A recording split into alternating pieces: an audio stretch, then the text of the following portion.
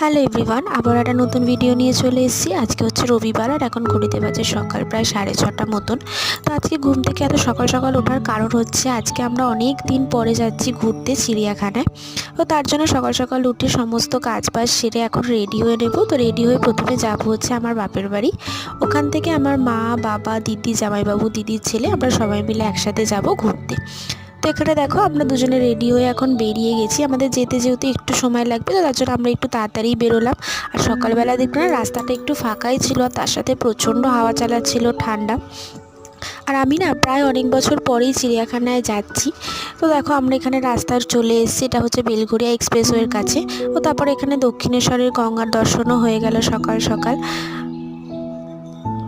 আর দেখো ওয়েদারটাও আজকে সকাল থেকে ভীষণ ভালোই লাগছে, বেশ ঠান্ডা ঠান্ডা একটা ওয়েদার। তো তারপরে আমরা ট্রেনে উঠে গেছিলাম।